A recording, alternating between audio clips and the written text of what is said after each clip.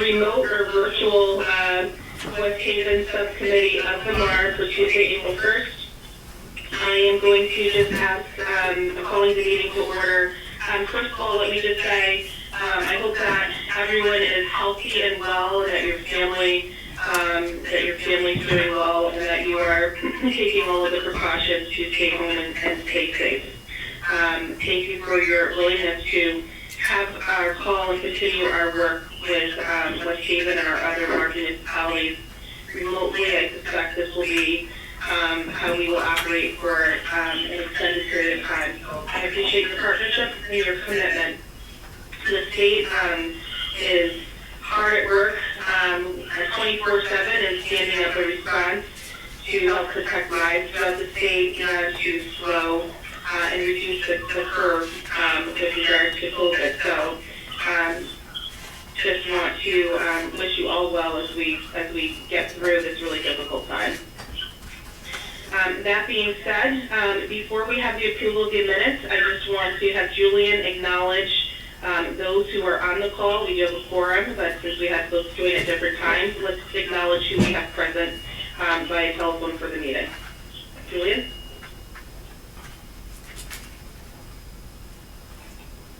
Yes. Yep. Bear with me a second here. No problem. I can do that if you'd like. So far we have Steve Felsigno of the membership of the committee. Steve Felsigno, Bob White, Secretary McCaw, Christine Shaw, designee for the state treasurer.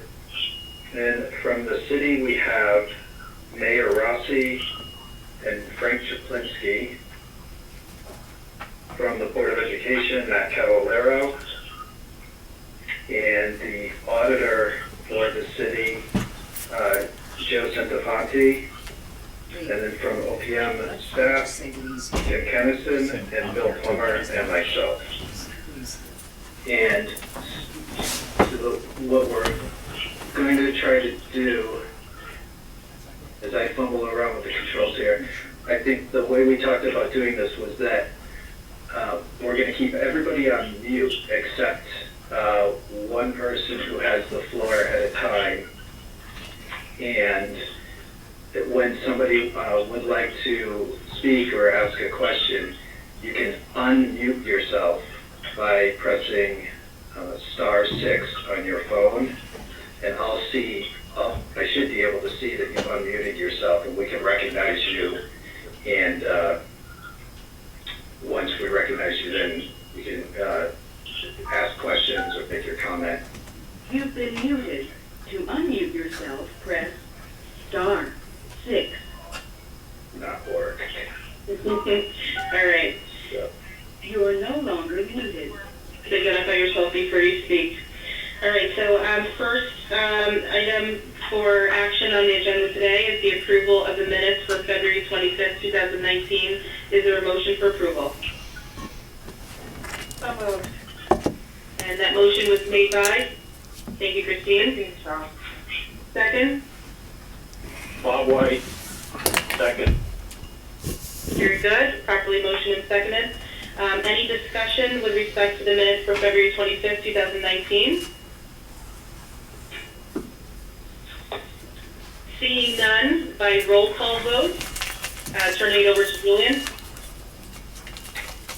Mr. Felsigno. If you are in favor, say aye.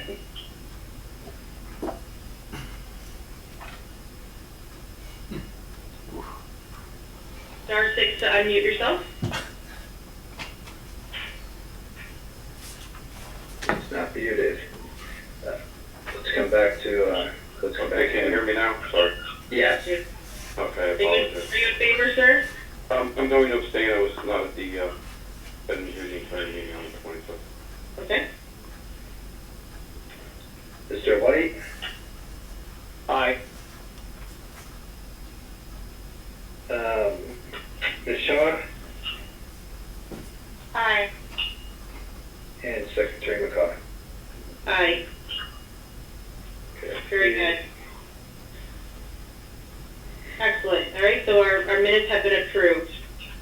All right, so the first presentation we have on the agenda today is pertaining to the fiscal 2019 audit. We do have PKF O'Connor Davies, Joseph Santafanti, partner, here with us today to present the financials for fiscal 2019. They are finalized. Before you've been muted, present the results and findings, I just want to remind the subcommittee that we have been talking about and had previously updated the full board about the prior period adjustments that were necessary to be made to the general fund. These prior year adjustments were prior to the end of the 2019 calendar year, and the adjustments totaled approximately $2.1 million. We did ask the audit firm and Mr. Santafanti tasked them to do some additional testing to ensure that there were no additional prior period adjustments that are warranted. And in order to do that, we did provide several extensions to the deadline for the submittal of the audit to give the auditor and the city time to complete this task. And those decisions actually were brilliant. What you will see in the presentation to fund balance is reduced by $3.6 million, leaving the city with a very slim margin of approximately $358,000 in the ending fund balance. Before I kick this off to our auditor, I want to advise you that I did use my authority and discretion that's provided in statute to authorize and provide $1 million to West Haven because of the level at which we've left their margins. You will recall that the full amount that the cap in terms of what we could have provided West Haven in fiscal year 2019, we had not provided the full amount for various reasons, and therefore there were some additional funds to support increasing fund balance for West Haven. My rationale for doing so was as follows. When the original 5-year plan was approved, and that plan was approved by the board, it was done so with an understanding that the city would have closed the year with around a $1.2 million fund balance. That's about 0.7%. And so in order to at least restore the city to the original 5-year plan, that alone would have required an $880,000 adjustment. I made the decision to provide $1 million so that it was at least a 1% fund balance. This is very different from where we ultimately thought their fund balance was going to be, which is to the tune of $3.6 million. So I felt it was necessary to at least restore the city's fund balance to the level at which their original plan was approved.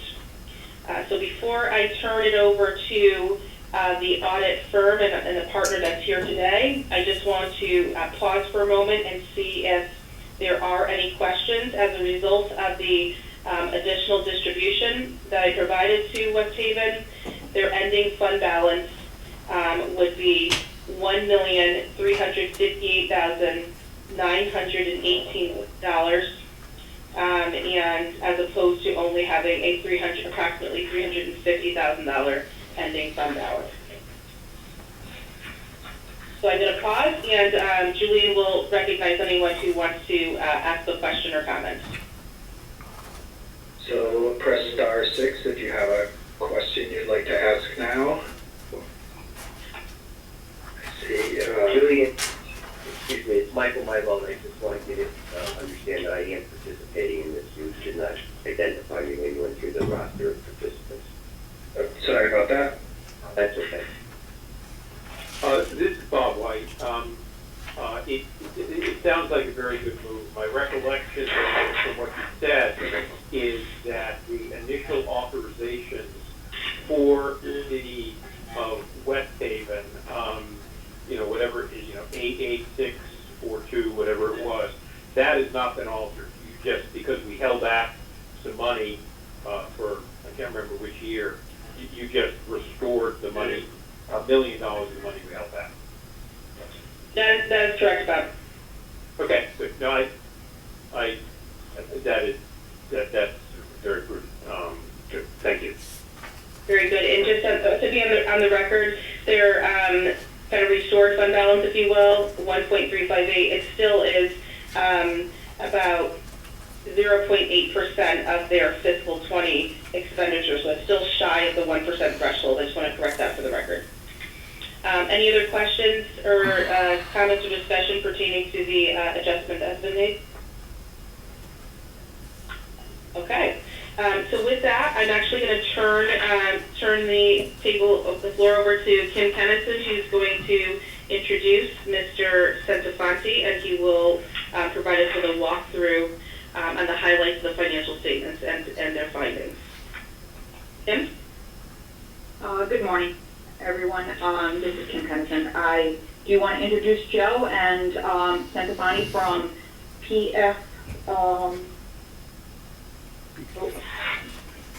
through PKF. Joe, I want to thank you for all of your hard work with working with the town as well as the MARB and the MARB committee, because I know that there was a lot of additional work and testing that you had to perform, as well as it was under a short time period. It might look like it wasn't a short time period, but I do know it was, and I think we all appreciate the extensive amount of additional testing that you completed. That has been quite helpful and has definitely shed light on some things, and it has proven that the need was definitely the right decision to make for us to go forward. So thank you for working with us, and appreciate all the good efforts. So I want to turn it over to you to present your presentation.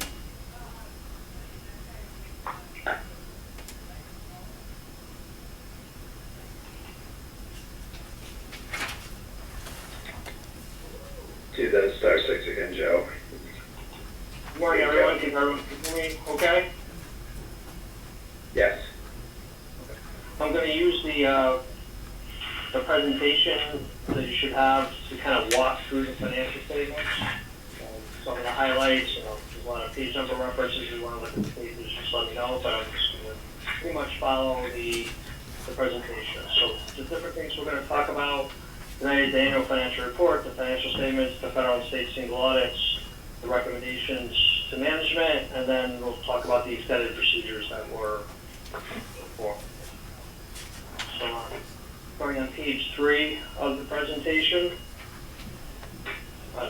general fund balance increased from operational standpoint of almost $2.8 million. Education department, none of that was overspent by the $566,000. Some of that based upon the extended procedures. The prior period adjustments, as was mentioned, is on page 80 of the audit report, was approximately $3.6 million. The unassigned fund balance is the 1,358 that was previously mentioned. And we do have a subsequent event note regarding the potential impact of COVID-19 on the city's 20 financials and potentially the 21 budget, and that's also referenced under economic conditions in the MD&A. Starting with the opinion on the financial statements on page 4 of the presentation, the opinions on page 2 through 4, the section headings for each section, the opinion detail our level of responsibility. So the opinions on the financial statements are unmodified. For some of the other information, RSI, we give limited assurance on those. The supplementary information, combining statements, the schedules in the back in relation to the financials, they are fairly stated. The introductory section and the trend information, we don't provide any responsibility. There's no responsibility for those areas. Page 5 of the presentation, the MD&A is on pages 5 through 13. And this is a good executive summary of the financial highlights and the discussion of the things that changed between as compared to the prior year. The financial highlights on page 5 is executive summary, and most of those items are then discussed in more detail. So the MD&A does talk about the general fund budgetary highlights, page 11, and then it talks about each major fund, Allentown, sewer fund, what their operations were, and then any significant capital assets or long-term liability, if the significant changes in those, issuance of debt or capital purchases. On page 6, Exhibit C, and the unassigned fund balance is the 1358. Our calculation really includes transfers out, so it's about 0.85% at June 30, 19. Doubling up with some deficit fund balance and shoring up some withholding accounts, come to the total of almost 3.6 prior period adjustment. And that's on page 80 in the audit report. So just looking at general fund operations, kind of where did that 2.8 come from? So revenues were less than budgeted by $2 million. There were spending savings less than budgeted of the 4.1, and then some additional other financing sources, sale of property and transfers in a little bit higher than budgeted. That got us at the city approximately the 2.8 from operating standpoint. So the revenues that were less than budgeted by the $2 million, most of that was the $3 million. The city had budgeted $8 million, so $3 million less than the spending savings of the 4.1, 2.1 is in general government, $500,000 in public safety and benefits insurance had savings of the 1.465, and then education was over the 566. On page 9, Allentown Fire Department operations, which is on Exhibit D, 19. There's an increase in fund balance of $1.3 million. The ending fund balance for that fund is 1.2.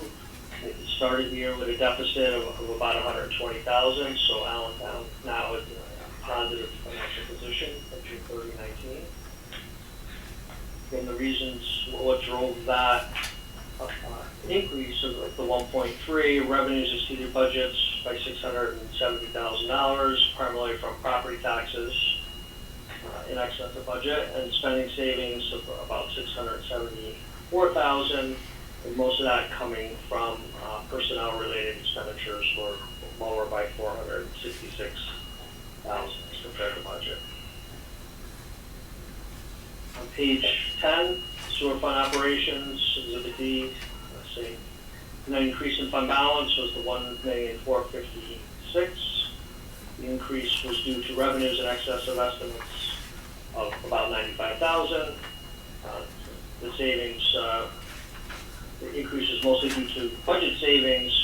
There was a debt service contingency that wasn't used. The sewer plant capital improvements were under by about $250,000, and then equipment and the collection systems improvements were under by $98,000 and $93,000. So the sewer fund balance almost doubled as compared to the prior year. Several years ago, that was deficit also. So that fund is now in a much better financial position.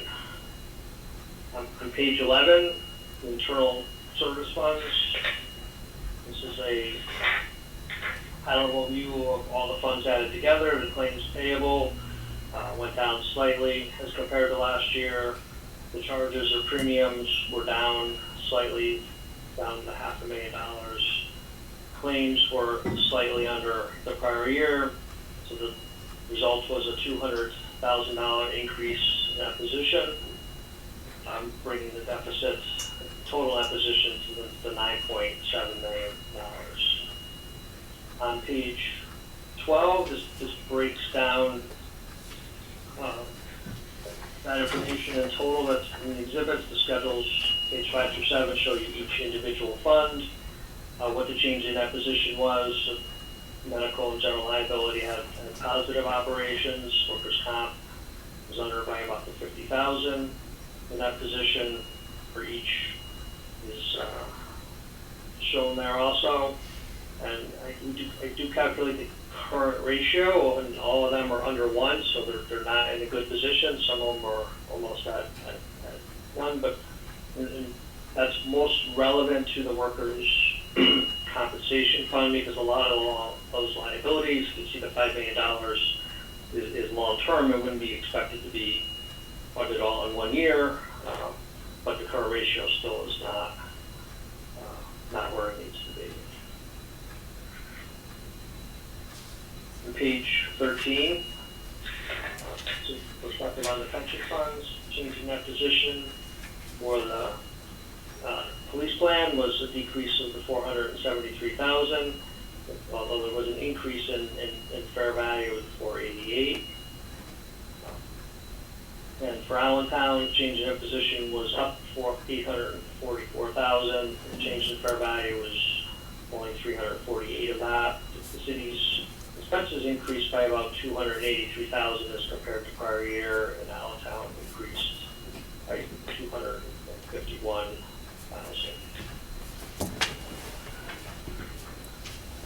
On page 14, looking at the funding percentage, so even with the slightly negative operations on the police plan, the funded percentage went up almost 1%. The annual rates of return was down considerably from the prior year, which has been impacting the operations. Allentown funding percentage is at 26.38. Although that's up, it's still significantly underfunded. You're looking for to be in a good position to fund it out somewhere around 80%. Although the annual rate of return was higher than the previous year. It's helped with that funding percentage. Page 15, just to provide a different perspective, and 6-year average is shown only because 6 years is the number of years of data we have available that's required in the RSI schedules. So the 6-year average rate of return for the city police plan is 7.18%. The discount rate that's being used is 7.125.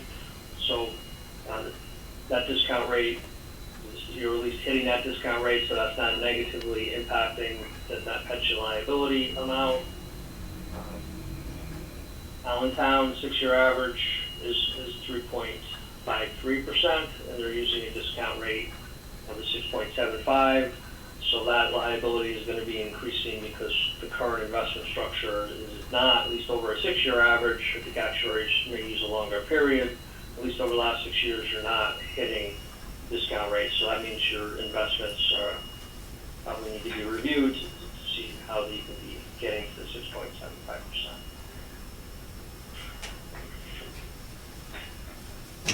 Page 16 is probably more just for perspective for the city, just showing where West Haven compares to some similar size or large towns, and the police plan is in decent position, 86%, but Allentown is definitely significantly underfunded, as I previously mentioned. On page 17 is section OPEB. So there was a trust established on June 14, 2019, but there was no contribution made at June of 19, so therefore there was no trust fund shown in the financial statements. The Senate is budgeted for 2020. So the OPEB liabilities for the city increased about a little over $15 million as compared to the prior year, and Allentown increased just a little under $3 million. Allentown does not have a trust in their plan. And on page 18, the federal single audit. Page 3 through 5 is it's an unmodified opinion on compliance. Schedule of the federal money spent are on pages 6 and 7 of the federal single audit, which is a smaller document. We did test 2 programs, or listed on page 10, the Child Nutrition Program and the Title I program. Again, we had no findings or question costs related to compliance. We did have findings and question costs related to internal control, 1 significant deficiency, or 2 significant deficiencies and 1 material weakness. The deficiencies being related to segregation of duties with a payroll function, for both the city and the education departments, based upon employees that have either change rates or have the ability to change rates, and we'll see that more detailed in the recommendations. We do have a material weakness on the year-end cash disbursements related to the education department, related to the cutoff issue that resulted in the $3.6 million prior period adjustment. State single audit is on the opinions on page 15 and 17, again unmodified. Opinion on compliance, schedule of state monies is on page 18 and 19. We did have 7 programs, and they're listed on the presentation, but for all those we again had it. For all of them except for child daycare, we had no findings or question costs. On page 21, significant deficiencies and material weaknesses. The top part is exactly the same as federal, relating to the yellow book portion of the audit. Specific compliance finding for the child daycare is the sub-recipient monitoring, so the procedures need to be put in place to make sure that the daycare that the city passes the money through to, that there is monitoring in place to make sure the money is spent correctly and the other compliance requirements are adhered to. We did get the audit from the daycare's auditor, and there were no finding in question costs, but the monitoring still needs to be completed by the city. On page 22, look at the recommendations. Anything was asterisk is something repeated from the prior year. Year-end cash disbursements. Again, I do, as a matter of practice, report anything that was a finding. I also report it in the recommendations. So if there's one plot that kind of has everything which we addressed, so the material weakness, the most severe, related to cash disbursements and how that year-end cash disbursements and how they should be recorded as invoices are received and entered into the system. Significant deficiencies, again, it's just creating that segregation duties related to that function, the payroll function, to reduce any risk there. Some of the other recommendations, bidding documentation, from a completeness standpoint, there was, I think, over 10 bids that we didn't receive documentation that was bid. There were several that were emergency, but we didn't have we're not able to obtain the documentation to document that they were emergency and they were approved. City clerk logons is a repeat from last year. It was kind of a shared logon system. Past collector of void approvals, just voids being high risk. We're just looking to add a layer of monitoring that and make sure the voids are reviewed and approved. Pension plans, consolidate trustee and advisors. Again, that was there last year. It might help with the investment return and that type of thing if that's consolidated. Alternative investments. Information for the alternative investments should be sent directly to the city, so the city could be monitoring what's going on with those and making sure they're getting the audits and understanding the risk of those investments. Account reconciliation, withholding accounts, again, part of what we'll talk about in a couple minutes, extended procedures. We did look at withholding accounts and there were adjustments related to those. So again, just recommending that those are done on a timely basis, especially at fiscal year end. Other matters related to Allentown. Repeat again for personnel files that human resource or personnel should have copies of all the information for fire employees in the city's personnel department, like all other departments. Capital asset disposals, again, just repeat from last year that they really need, Allentown needs to kind of take a look at their inventory and do at least some sort of physical and clean up the list as far as getting some disposals in there, because there hasn't been any in the last couple of years. And then the pension fund, a comment related to some monies were taking out of the pension fund, but then they kind of were recontributed back. So there's a recommendation that practice be stopped. I think the basis of that was understanding of certain pools of money between older retirees and newer retirees, and all the monies are all in one investment account. It was a misunderstanding of moving from one pool to the other pool. So the recommendation was not to withdraw any money from the pension unless it's for benefits. Education Department, journal entry approvals, it's just, again, kind of a standard order recommendation. If there's journal entries, there should be somebody approving them, even if it is a small department. If there needs to be some sort of system that there is some monitoring of those. Student activities, recommendation, get those under general ledger control. And that was repeated from last year.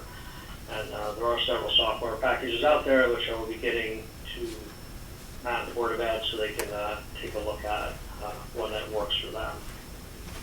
General fund, education grants, fund monitoring. Again, this is recommendation that to make sure as transactions are processed that they go to the right spot, whether it be grants or general fund, instead of moving around later, because from a monitoring standpoint or a budget status standpoint, it's important that everything is being charged directly, not moved later on. Page 25, the best practices, just recommending a formal investment policy that was there from last year. Documentation of city council approvals, and this is just kind of from an audit perspective, we rely heavily on minutes as far as seeing approvals and for suspense transfers and the total budget, although I mentioned things were approved, that the actual amounts weren't included in the minutes, so it makes it difficult to verify what the city council actually approved. And then financial statement permissions, access controls, system rights. So again, this is focused on the payroll area. And by reviewing the financial system permissions, it was identified that all of the employees that were processing payroll either had too many permissions, again, to access the change rates, or they also had additional permissions for a lot of other modules that they may not need. So this is recommending the city to reevaluate the permissions and only allow permissions for employees who actually complete the job. And the good news, if you look at the bottom of the recommendation, there was 13 recommendations that were moved from prior year, so there definitely was progress for prior year, even though there are a couple new comments this year. On page 26, the additional procedures that were performed. Basically, there were a couple different areas. The first one was expanded subsequent disbursement testing. So we selected invoices that were charged against the 20 budget for both city and education. Selection was based upon risk and dollar amounts and the results of some previous testing. And then we also looked at utilities and other similar monthly invoice vendors that are monthly invoices to make sure that all those were current. On page 27, the results of the testing was additional unrecorded liability amounts were noted. There were also some invoices we noted that were carrying unpaid balances for education, for electric and waste disposal. There was only 11 months of activity recorded. In certain cases, there were amounts recorded on AP on the accounts payable list, but they were round dollar amounts, so that they weren't the total amount of invoices that should have been recorded, but they were a portion of what should have been recorded. So some of those, based upon that testing, we had some current year audit adjustments, and then we had some prior period adjustments, and that new finding, 2019-003, the material weakness, were included in the report. On page 28, one of the other procedures we performed was to review the payroll withholding and related accounts. We reviewed all the accounts that had debit balances. And then, in addition, then we looked at all the other balances and I've been looking at what the payments were made in fiscal 20 to determine what the correct balance should have been at 19. And then the results of that was some current year adjustments to current year activity, some of it related to prior, including the prior period adjustment. And then, again, the recommendation, most of it would be in the DEP grant fund, and we wouldn't expect a deficit in the grant fund. We reviewed the revenue expenditure history to identify what projects were being recorded there, and then we reviewed any of the grant agreements for the projects that were identified. So there were current year adjustments to record receivables, which got us down to that $50,000 adjustment. That amount started the process was about $700,000, and then there was a prior period adjustment again for that $50,000, which is activity that was many years ago that didn't have any information as far as if that was a grant, what it related to, and that type of thing. So that was just adjusted out, so that fund now should be at zero equity going forward. That's what we have.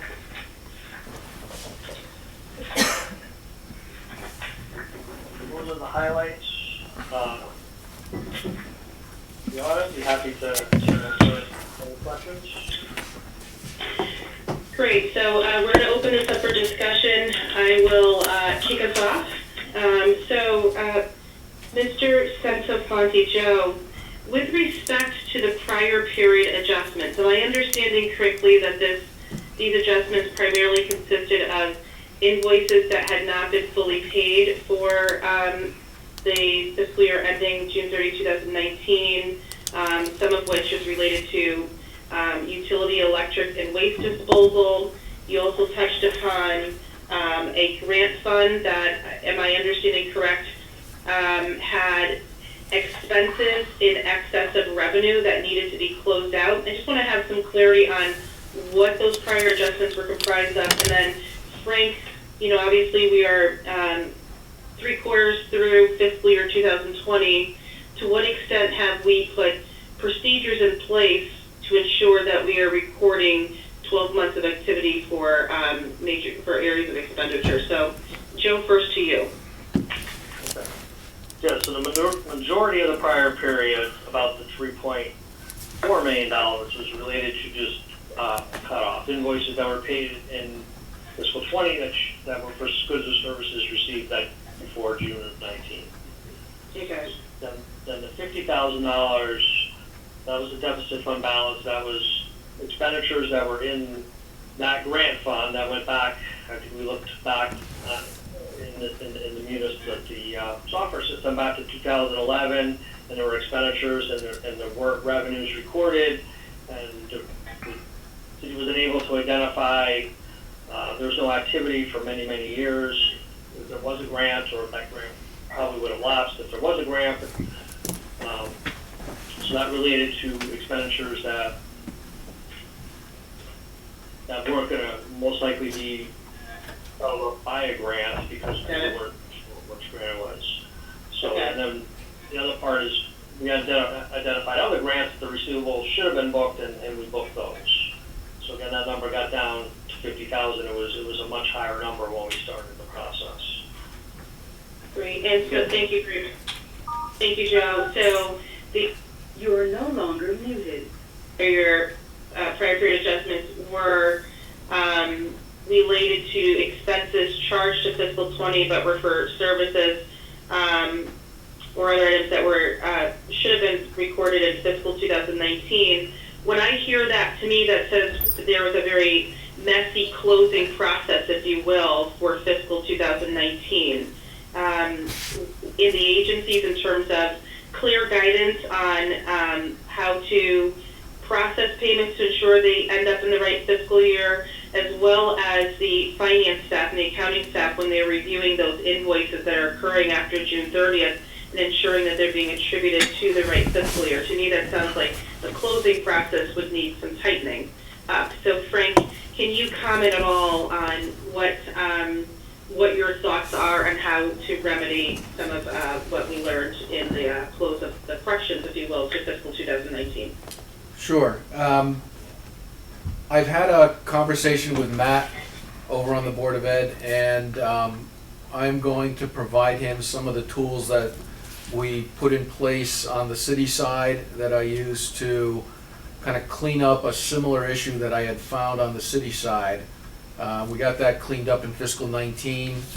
As part of the closing process, we don't normally oversee what happens on the education side, but again, working with Matt, what I would expect is to be able to offer support wherever is needed over there, to the extent of our, capability with the people we have.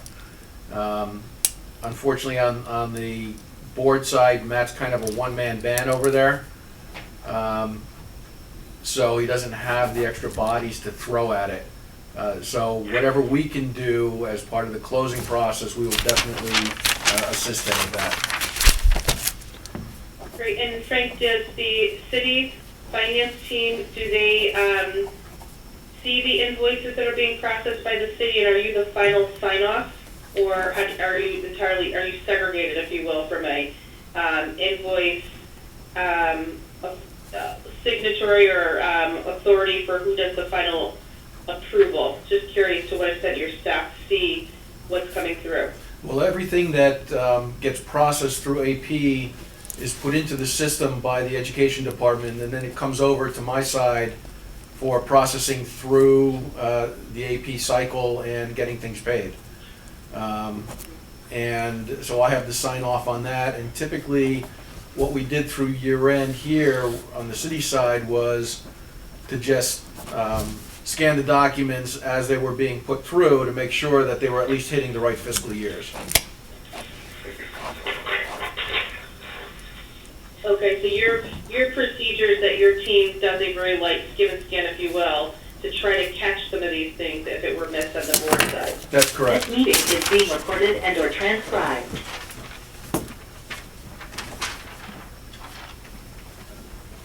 I'm sorry, Frank, did you catch that? We got interrupted by that announcement.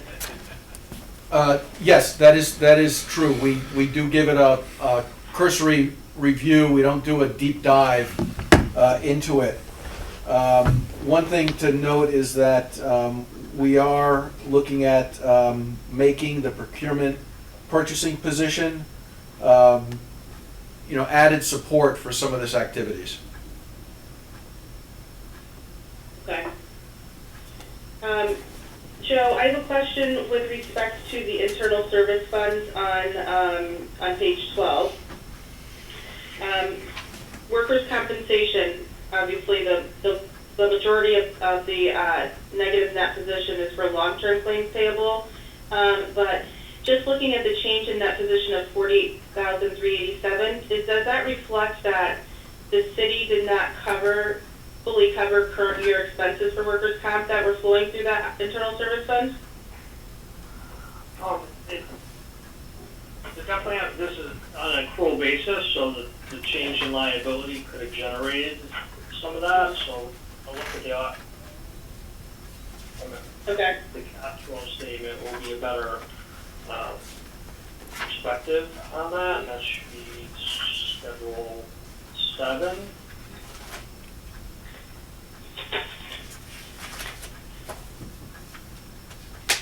Again, it doesn't actually have a cash account, but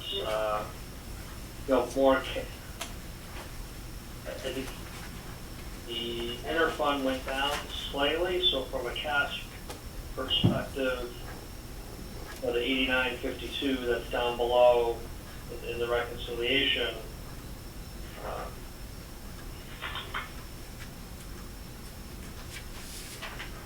since that was a decrease in the due from, that enough money was transferred into the current, to cover current, which I think is the methodology the city currently uses to fund these, because obviously there's a lot of equity, so that they're more just funding it as claims incurred versus funding it based upon the projection of whatever the estimate would be, just setting the premium out of it.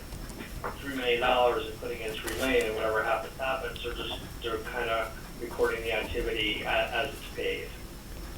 Great, so it really is, from a cash perspective, the revenues into the internal service fund are adequate to cover the current year expenses that are actually being charged to the internal service fund. And that's consistent for medical, general and workers' comp in terms of just P&L, in and out, inflows, outflows. They are at least covering current year costs. Right, I mean, most of that is funded from the general fund and that, and that type of thing, so. Yeah, they're just funding it exactly what they need to fund it to pay the expense versus having the ability to put in more than current year. Okay. I asked that because sometimes, that it is not a sound practice to not cover current year, and it can get lost in the details. That is one of the ways that Hartford got itself into trouble, so I'm glad to hear that we don't have that going on. I'm going to hold on the rest of my questions so I can open up to my colleagues.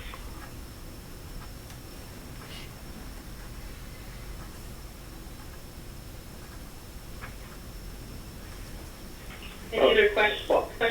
Bob White, if I understand the presentation that the prior period adjustment of whatever it is, 3.2 of that is from the Board of Ed, and is most of that the kind of shifting from the year that having one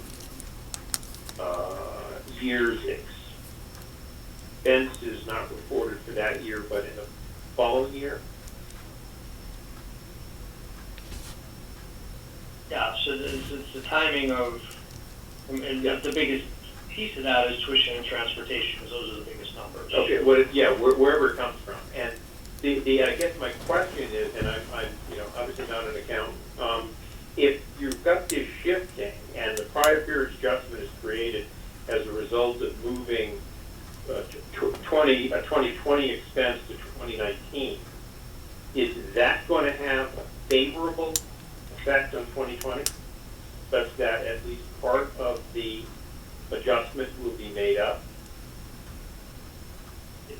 It shouldn't, because if if the numbers are exactly the same, this 3.2 million that was recorded, we pushed back from 20 to 19, will leave the room in the budget to make sure that the cutoff is done correctly for 2020. So unfortunately, this is just settling up. There's not going to be any gain at all from this. And this is Melissa, otherwise stated, if it was not corrected, we should have ended up with 13 months of activity in fiscal 20, creating a deficit. Right. Oh, wonderful. Okay, obviously the what to do about this is a separate topic for another time. Okay. Thank you. Questions from any other members?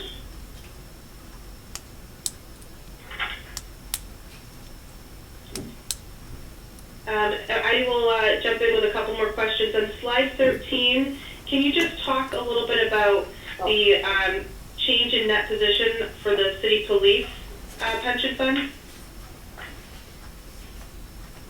All right, so that would be the details on page 78 in the audit. 79 is operations. So the decreases, the city is making the recommended contribution, it's just the benefit cost. They were only up 283,000, but that had a negative impact because if you look at the change in fair value last year.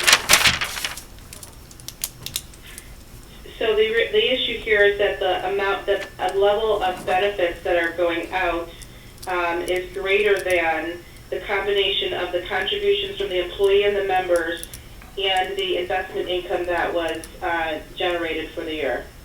So that is then must be largely attributable to not achieving the 6.75, I think you mentioned, investment rate of return.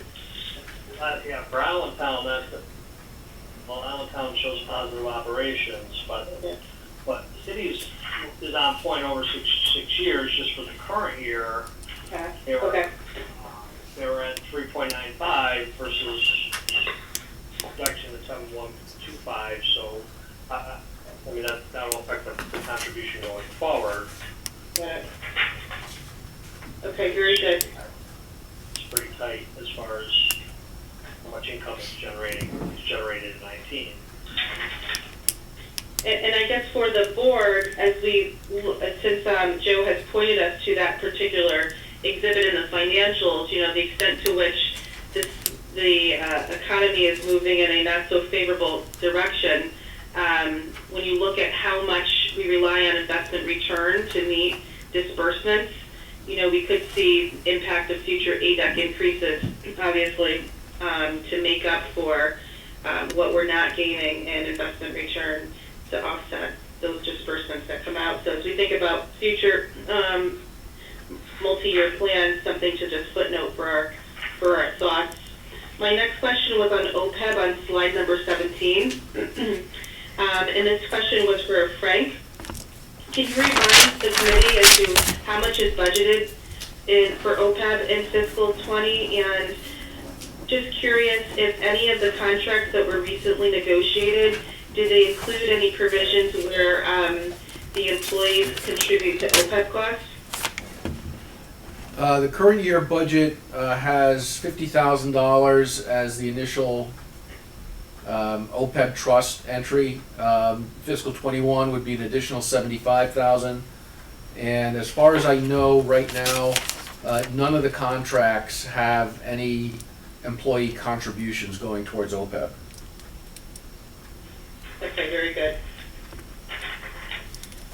Something to think about for future contracts. The state has done so with all of our union contracts. This was an FYI. One thing That to concludes my.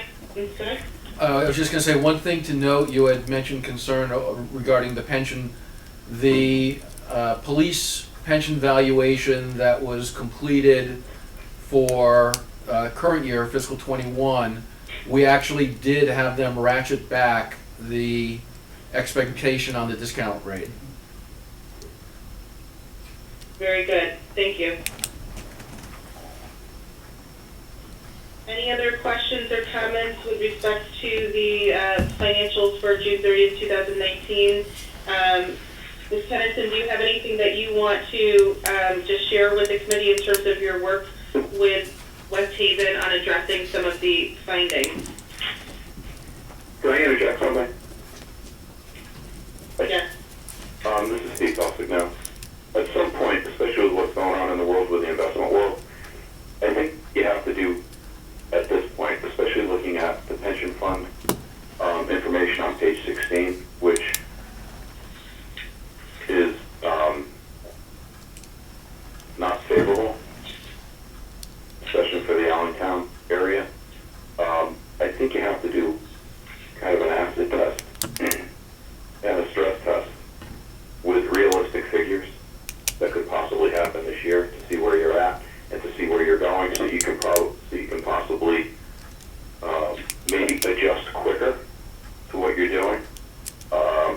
Because we've been told for many, many months that some of these pension funds are getting involved with a short term, especially Allentown. And I think that is going to change drastically with what's going on in the world right now. Steve, I think that's a very fair point, and with a 26% funded ratio, it would be good to know if, the extent, we're at all putting at risk our ability to meet disbursements, and we should really be looking at that over a period of time. I think, Bob, you've asked on a couple of occasions for a kind of cash projection, a forward projection as to when this becomes materially problematic. So we should probably add that to the list for the actuaries. Very good point. The other thing I want to bring up is, after looking at and listening to and reading through this summary, a lot of the things that they're talking about, I mean, you're talking about the Board of Education being $500,000 over. I want to know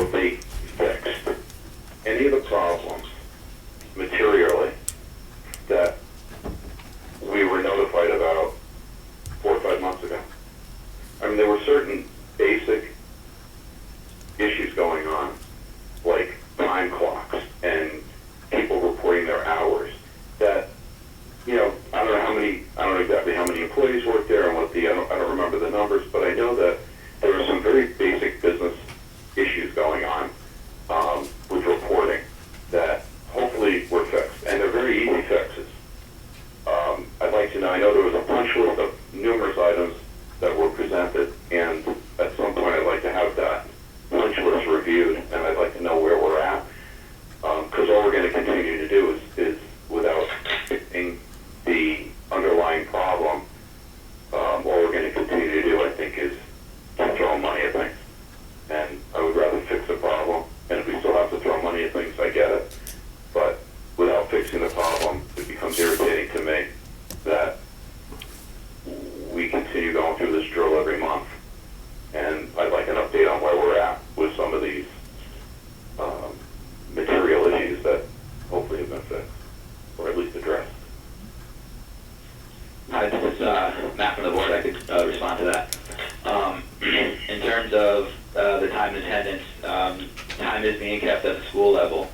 We are still waiting the outcome of the RFP for payroll services, but we have contracted with the Human Resource Group on the benefits side of the house to get that in order. For the next 90 days, they will provide us full service for a solution. So we are taking off the checklist, so to speak, that was presented in the HR audit. Okay, that's great. That's good to know. Okay. And then also from the audit standpoint, I'd like to jump in and give some perspective from the board if I could do this so at this time. Yes, please do. Okay, thank you. So just a little bit of background. The board has operated in this manner since fiscal year 13. The process was approved by 3 different audit firms during this time frame. The process and the blueprint was continued because of the audit approval, but now that this issue has come to light, we have made several significant changes. We have completely revamped our month-end and year-end closing procedures, effective immediately. We're introducing a new systematic cutoff procedure. Accounts payable checklists and templates are being created as we speak to track monthly bills. We're doing a cutoff procedure as of the 25th of each month for bills to be paid. If they are unpaid, we will be entering accruals to make sure all our reporting is timely and accurate. This will also be done in year-end, but the year-end procedure will be much more extensive to ensure the accuracy of our books. We are also centralizing the entire billing process.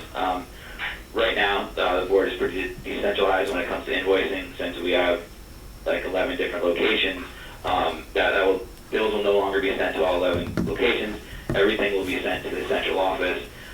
It will be up to the accounts payable staff to resolve any bill issues and get approval from manager or building administrators if needed. Right now, it's the opposite. The accounts payable waits for the approval from the managers. And I think, I've been in talks with Frank. I'd like to set up monthly meetings with him and his assistant finance director, just to go over the financial statements in real time, to resolve any issues immediately. Like Frank already said, we do have a limited staff down here. I would greatly value an extra set of eyes on the books, their guidance, and to be able to learn from their expertise. And I think most importantly, what the board is doing is we're putting together an action plan to be able to turn back funds to the city's fund balance at the end of fiscal year 20. At the moment, we do see some significant favorability in our budget with employees' benefits, workers' comp, and especially heating for our buildings. Also, we're taking guidance from the State Department of Ed and the governor with the COVID-19 shutdown. We are going through all our service contracts to determine what possible savings there could be due to our building shutdown, while also being extremely sensitive to all our vendors. want to make a note that the board has an established history of turning back funds to the city if they are unspent. We do not just rush to get to our budget at June 30. Since fiscal year 13, the board has turned back $2.4 million back to the city, and we are committed to do so going forward to establish the fund balance to where it should be. Thank you very much, Matt. Mr. Bosigno, anything else pertaining to the board's response or corrective action measures? No, I actually just want to say that I thought I'm actually impressed with what Matt's doing, and I think that's great. He's being exceptionally pragmatic, and I think that's the way to go. Get out ahead of it, see what you can do before it happens, and I think that's great what you're doing now. Great. Matt, pay attention to the executive orders that came out yesterday from the governor's office. They're all in the area of primarily in Board of Ed expenditures and what expectations for the year. So take a look at that if you probably have already done so. We already done so. We have been, it's a little off topic, but we've been paying our staff throughout the shutdown. We've been in contact with all our service providers. We're not just going to cut off payment. We understand what's going on. We understand the times. That's why I'm not going to put a number out there of what we possibly may be able to put back. We're still learning of what's going on, but all measures will be done with sensitivity to the issue, what's going on, to our vendors, to our staff, and most importantly, to the kids of the school system. Great. Thank you so much, Matt. All right, with that, if there is no further discussion pertaining to the fiscal 2019 audit, we'll move on to the next agenda item. Any other remarks or discussion? Okay, Joe, thank you very much for your outstanding work. And to the finance team, thank you for your continued efforts to improve what we saw in this year's report and avoid it going forward. Excellent, and I'm sure you're glad to have the fiscal 2019 audit behind you, because before you know it, you'll be doing fiscal 20. All right. So the next item on the agenda will be the review and discussion of the fiscal 2021 budget. Mayor Rossi, who's on the line, did submit a recommended budget for fiscal 2021 on March 19th. We have provided the recommended budget in detail, as well as an overview of the document in the meeting materials. It is our goal today to provide some initial feedback to the city and to report out to the full MARB regarding the budget proposal. And MARB would provide guidance to the City Council regarding expectations for the adopted budget. Obviously, we have a requirement that we approve the revenue assumptions in this budget. Clearly, it's very difficult to approve a budget without understanding the relationship to the updated 5-year plan. And so therefore, we are asking the city to update its 5-year plan prior to the April subcommittee meeting with a goal of MARB approval of the budget in May or June. I will say the following, that in light of the current public health crisis, the governor has, by executive order, given towns more flexibility on the timing of the final enactment or approval of the budget. Right now, that flexibility still assumes that requires action by June 30th. So we would need to continue to work within that timeline. So with that, I'm going to turn it over to Julian, and he'll walk through an overview of the budget that's been presented, and then we'll open it up for any remarks from the city and then questions from the committee members. Thank you. Okay, well, the materials for the meeting that were distributed earlier this week included both the full recommended budget document and a summary review of the proposed budget. And working off of that summary review, you'll see that the overall budget of $165.2 million. It approximates where the city was projecting in its recovery plan, It reflects a budgetary increase of 1.4% year over year. And on the, focusing first on the revenue side, see the largest changes in property taxes. The property tax the changes there are a combination of an increase in the grand list and a higher mill rate. So we saw the taxable grand list increase by about 1.3%. And there's an exhibit in the notes that kind of breaks down and attributes some of the additional property taxes to the grand list growth. So the grand list growth generated about 1.3 million in new revenue. And then the increase in the mill rate, which was 0.8 of a mil to the real estate and personal property portion. That generated an additional 1.9 million in property taxes, and that represented a tax rate increase of about 2.2%. The separate mill rate for motor vehicles is held flat. In the second largest source of revenues to the city, which is all forms of state aid, the largest being the ECS or education grant. All sources of state aid make up about 32% of the city's total revenues, about $56.7 million. Again, the largest component of that, in excess of $45 million, is the ECS grant. Overall, state aid is essentially flat from one year to the next. All of those projections are consistent with the state budget that was submitted by the governor in February. And then included among the state aid sources in the city's budget is a line item for municipal restructuring funds, as it has been the last couple of years. The proposed budget relies on $4 million in restructuring funds, so a slight reduction to what was incorporated into the current year budget, which included $4.1 million. And then looking at the remaining revenue sources, which if you take all of the permits, fines, charges for services, investment income, interfund transfers, all of those in aggregate represent less than 5% of the total budget. The single largest change among those is a reduction in the transfer from the sewer fund for scheduled debt service payments that are sewer related but carried in the general fund. So that reduction is offset by a reduction in the expenditure side of the budget for the related debt service. There are other changes across these categories. There's a reduction in anticipated interest income, attributable largely to a lower interest rate environment.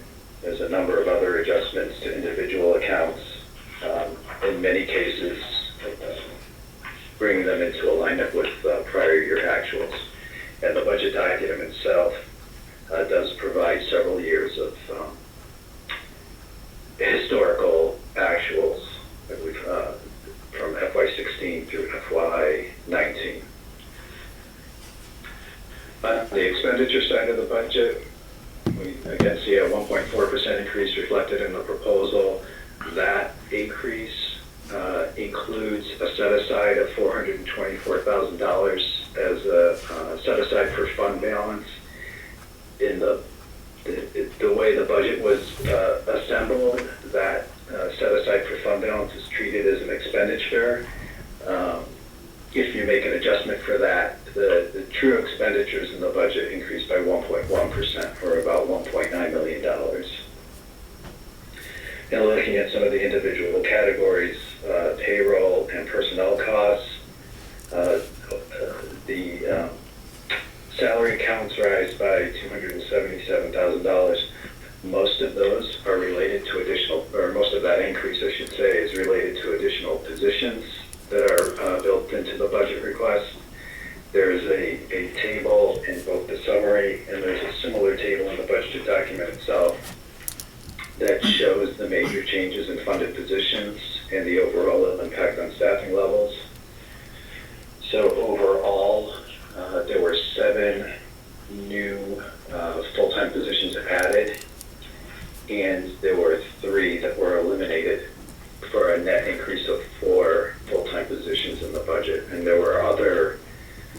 staffing adjustments made that reflected reassignments or renaming titles and things of that nature, but they're not reflected in this table I'm referring to on page 4 of the summary, which is presenting sort of the major changes staffing-wise.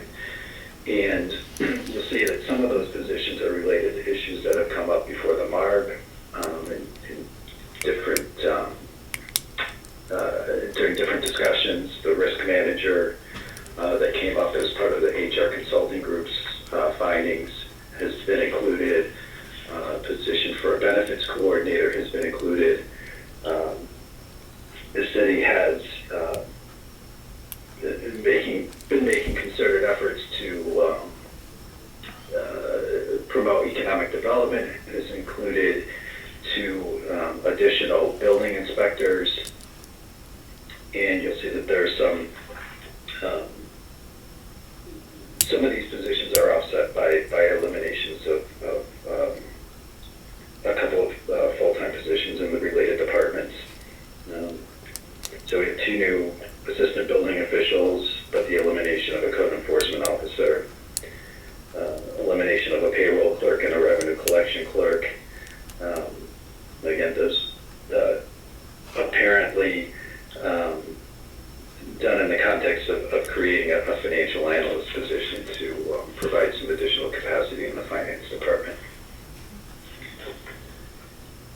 With employee benefits, one of the major components of that is the health insurance. We're seeing the transition, the impact of the transition to the state partnership plan for city active employees, with essentially the outcome being that we're level funding health insurance in FY21 and have avoided what otherwise would have been a significant increase in health insurance costs there.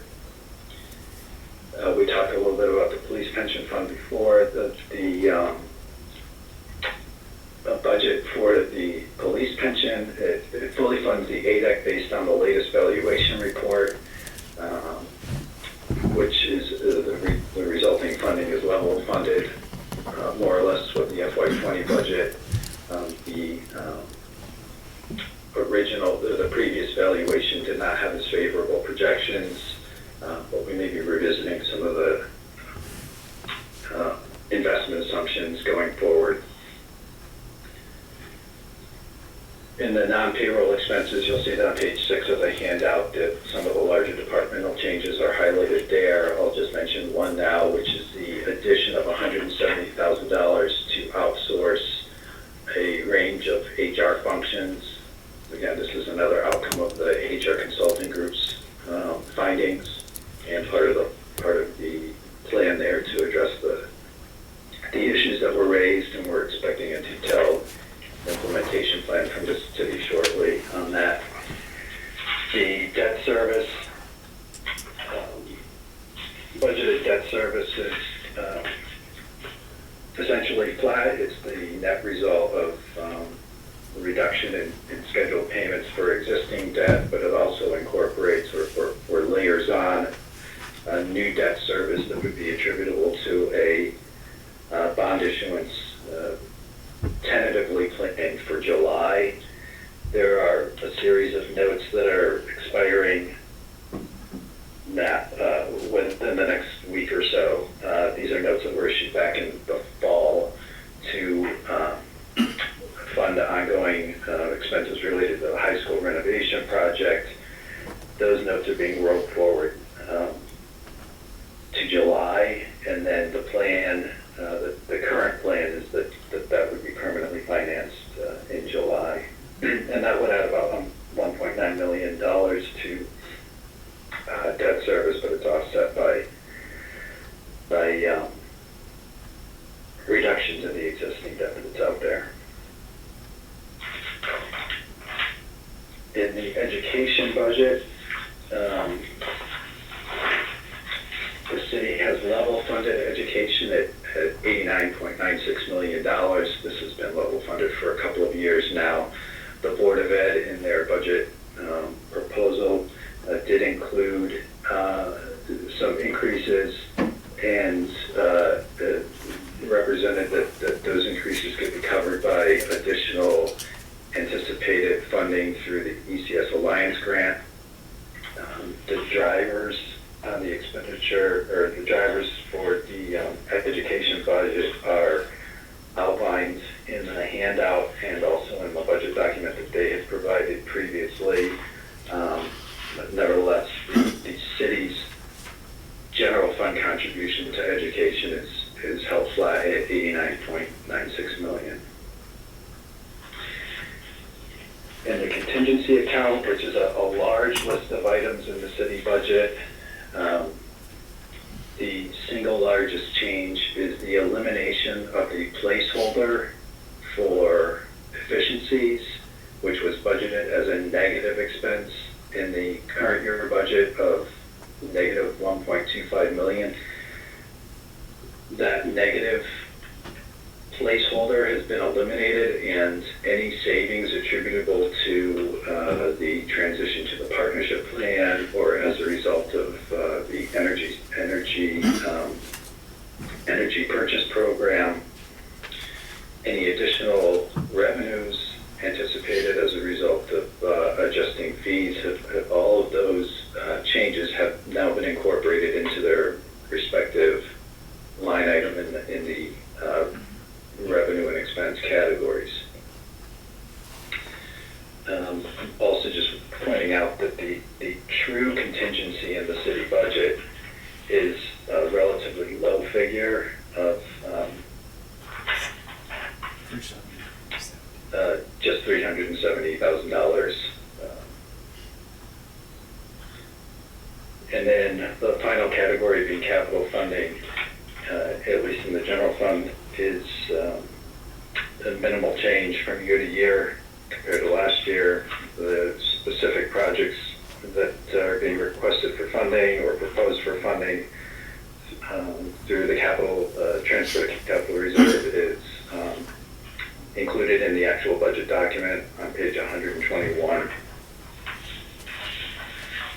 And then turning just briefly to the Allentown Fire Fund, just a couple of highlights there. The proposal for the fire fund keeps the mill rate level with the current fiscal year.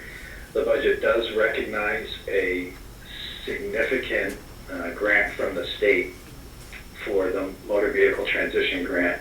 It's $900,000 that the city did not receive in the current year, and the city has essentially proposed directing an equivalent amount in their budget on the expenditure side towards capital reserve and towards funding the pension liability above and beyond the required ADEC amount.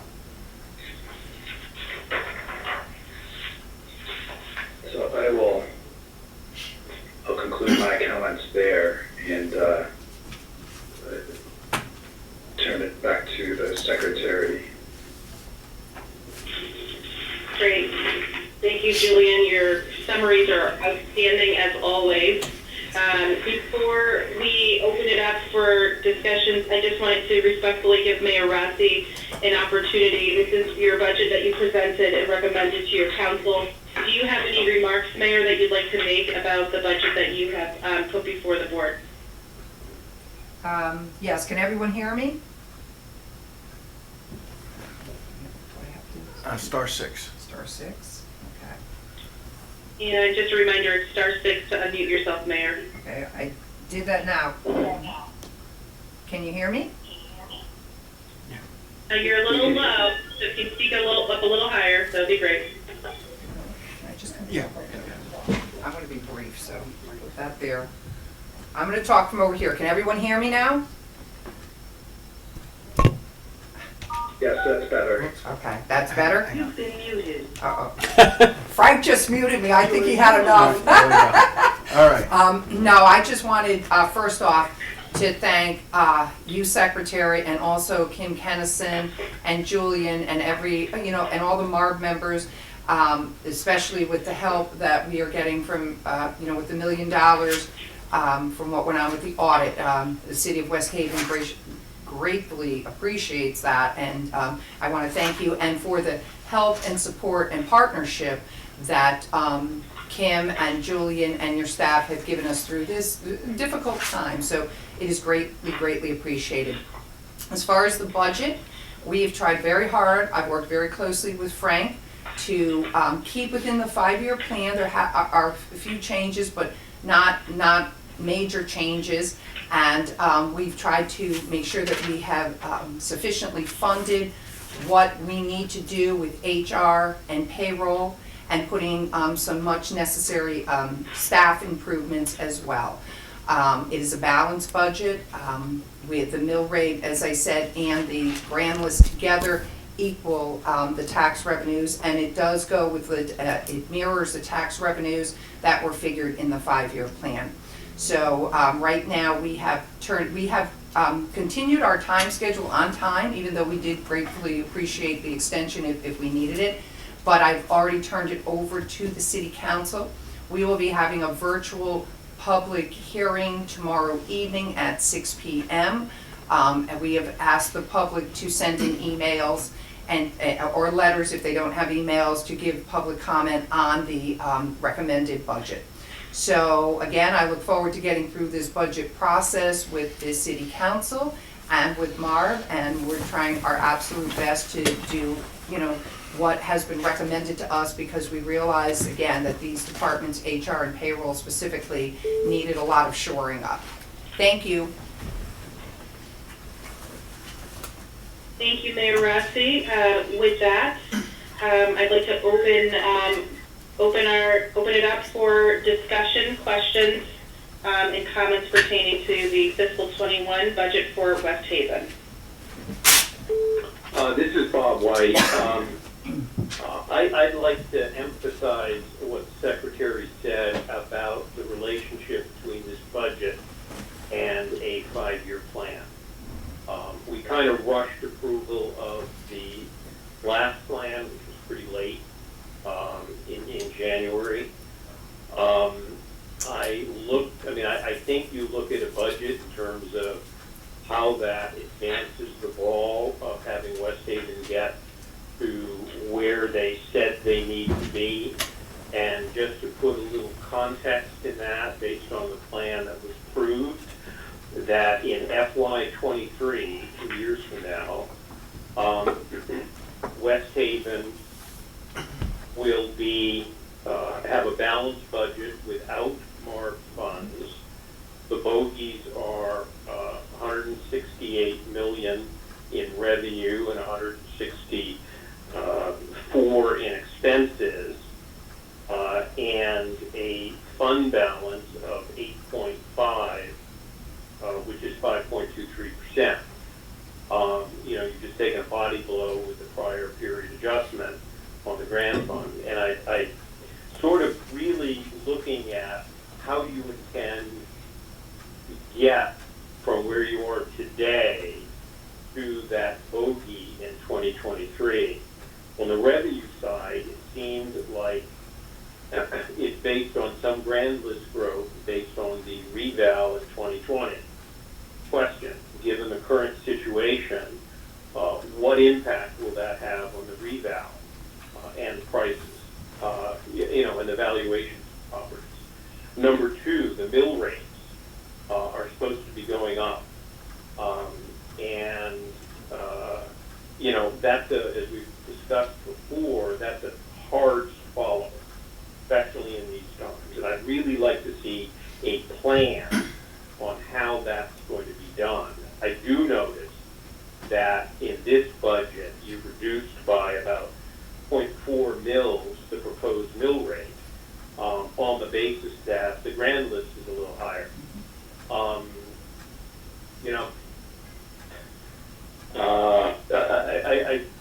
I just think you need to think through how you're going to get there in 2023. On the expenditure side, quite frankly, the big thing is the dropping off of $4 million in debt service in 2023. I don't know what the savings are. There's supposed to be $1.2 million in savings going forward. A question. Julian, you said that the revenues were about where they were predicted in the plan. I'm looking at the plan, and it was revenues forecast for 2021 of 161 million. This is 165. That's a good discrepancy, but I don't understand it. But bottom line is, I'd really like to have us spend a lot of time on the 5-year plan and the method that the city is going to use to get there in 2 years. Okay, that this is not a year-by-year thing, and we hit our bogeys for the year for the most part. I think we've got to look at some long-term trends, because the city has worked very hard to get here. I just like to see them get to where they need to be, where they say they need to be, and we've kind of agreed, because there are things that are happening that are not favorable. So anyway, that's my piece. So this is Secretary McCobb. I want to really echo the remarks of Bob White. I think you framed the work that we jointly, the board, the subcommittee, the board, and the town have to do. And it really is ultimately about the end game that you, Mayor, under your leadership and with your team, with your council, are trying to achieve for the city of West Haven and the residents and taxpayers. And so it is easy to look at this on a year-by-year basis, and when there's some favorability, such as the grand list growth or some lower expenses, to say, that helps me with some of those tough choices that I had previously committed to. But I do think that has to be examined further, because if you only have a 2-year time frame, that might not be the most prudent course, because it puts a lot of pressure on fiscal 22. And obviously, we don't know what kind of economic climate we'll be in, and so there could be some other surprises. So I'm only going to note this, and I'm not drawing a conclusion, because you're going to put together a 5-year plan. But I'm looking at the plan that is dated February 5th, 2020. The revenues that were approved by the MARB and by your council, and what was submitted were revenues of $162.4 million. It included the municipal restructuring funds. That plan did assume a 1.85 mill rate increase, going from 36.68 to 38.53.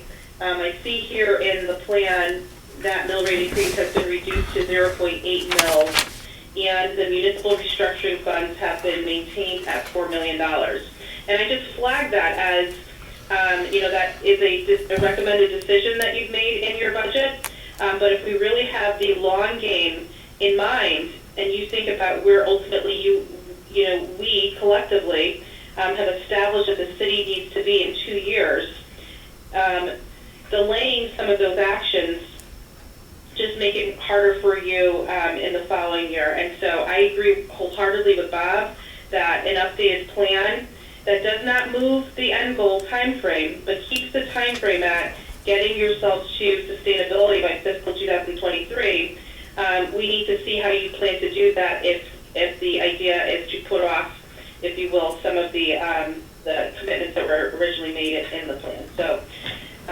for me, I need to see the other side in order to have a better sense of what my position would be on what you've submitted.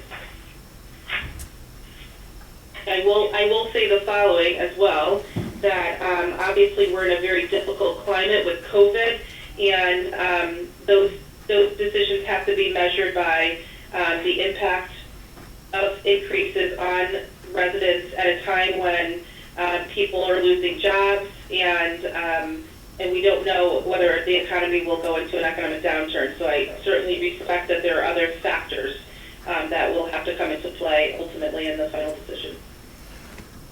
Any other questions or discussion? And certainly, City of West Haven Mayor, if anyone wants to respond, you're more than welcome to do so. May I speak? This is Frank. Yes, sir. Just a couple things of note is that I am currently working on the 5-year plan. My personal goal is, and I've spoken to Julian about this, is to have something to the mayor next week, and a preliminary document to Julian and Kim next week. With regards to some of the other things that were brought up, I think you'll see that from the revenue side, I think past practice in the city was to look at 1 year of history and the budget and determine that's what the budget for the next year would be. With the help of Michael Milone and the new layout in the budget document, some of those revenue line items you'll note are higher than the 5-year plan because they just had not been changed in years to reflect current levels of activity. That being said, we did realize that we did commit a certain tax revenue within that 5-year plan. And as we had mentioned at the last full MARB that we were at, the increase in the mill rate would, to generate the same revenues, the increase in the grand list rather, would increase the same revenues at 0.8 versus the 1.13. So that 0.8 mils and the tax revenues associated with that is what's built into the budget, and that's driving part of that revenue increase. We were not comfortable going back to the MARB after last year's discussions, coming off of what we had already committed to from a tax revenue basis. Thank you, Frank. Agreed. I think you used sound revenue trending and truing up, if you will, at the base to create more realistic revenue targets for each of your revenue types. And I would acknowledge progress, if you will, with honoring the level of revenues in general that were in that plan. I would just say to the city that, as reiterate what Bob has stated, and that is, now we said I've tied to the plan in that particular year, and now we want you to think about, look, you were going to have to do some other things to get yourself further along. We're very happy that grand list growth contributed, if you will, to some of those measures and made it a little easier. As you think about the multi-year plan, you know, you have to weigh whether it is easier to go a little bit beyond what's in fiscal 21 to get you closer to that end game, and particularly in light of the fact that your fund balance is much lower than we originally anticipated. It's easy to look at the budget and say we got there, but you're a little couple steps back now in fund balance, and we know that, you know, a healthy organization or a healthy city it also requires, you know, some extent of adequate reserves, or you're just teeter-tottering on the brakes in the event that you have any surprises. So I think we're going to have an opportunity to explore that further when you submit your plan, your updated plan to the board. I encourage you to be thinking along that longer term, through that longer term lens, if you will, which I don't really consider it long term when it's 2 years. To me, that's short term.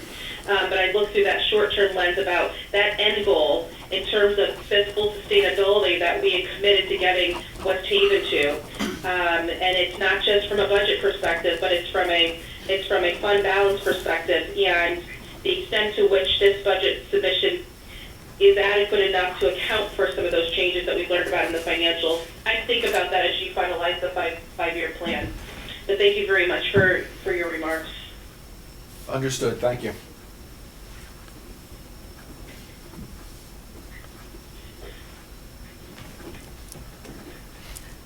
Any other discussion or questions or recommendations to West Haven pertaining to the draft budget, the recommended budget that is before us for review? Yes, Melissa, this is Kennison. Thank you.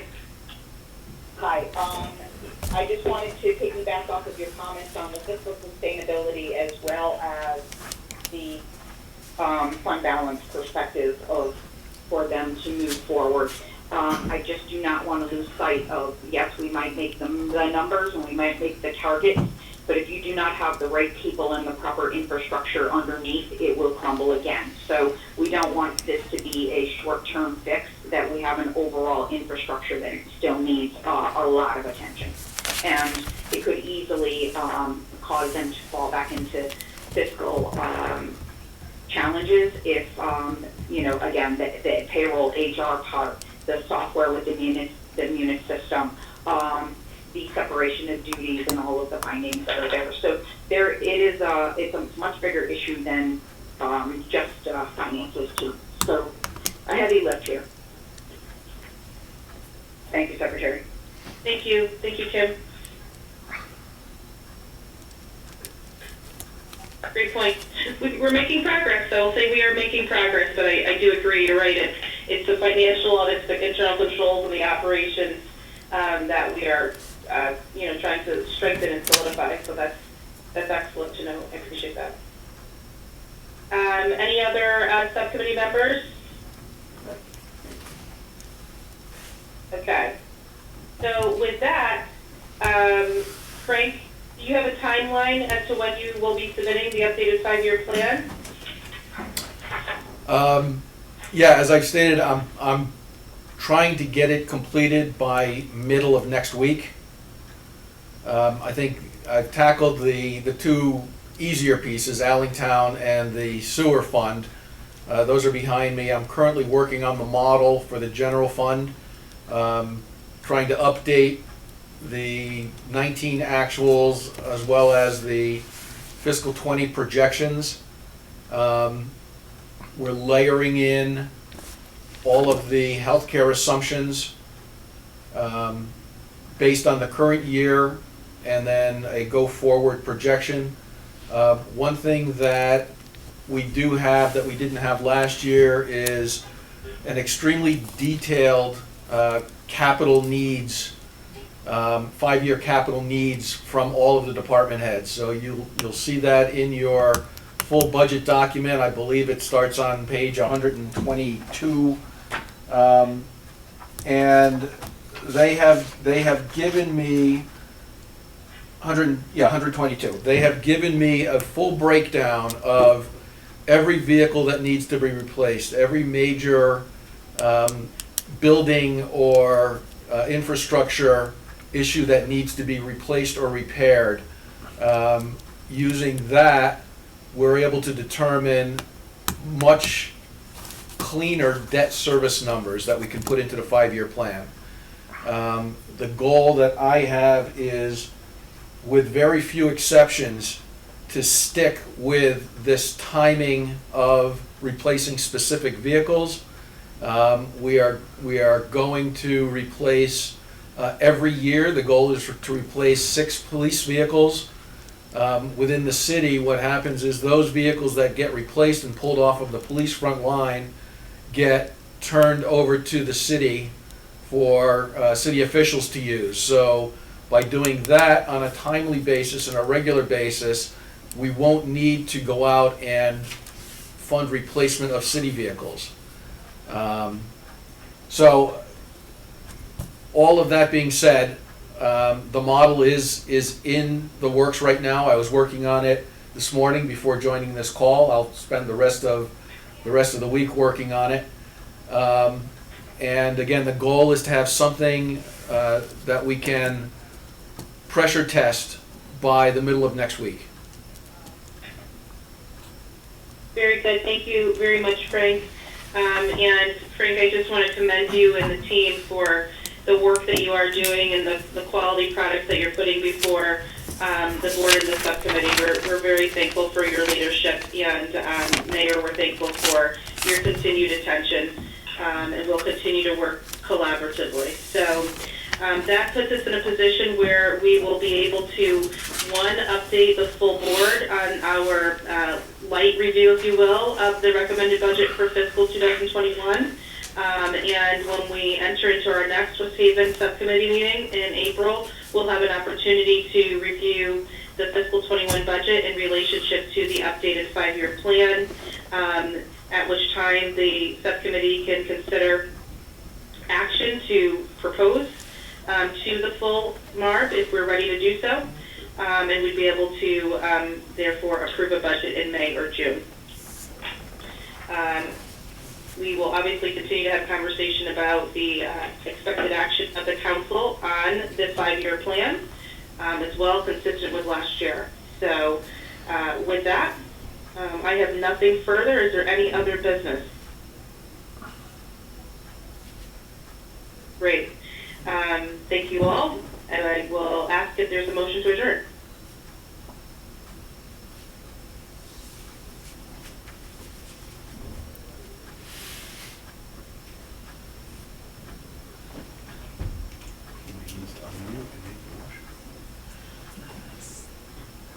Any of our subcommittee members want to support a motion to adjourn? I'll make a motion. And Christine Shaw. Thank you very much. It's been motioned, it's been seconded. Our meeting is adjourned. Thank you all. Stay safe, stay healthy, and thank you all for your commitment and leadership. Have a great day. Thank you. Thank you.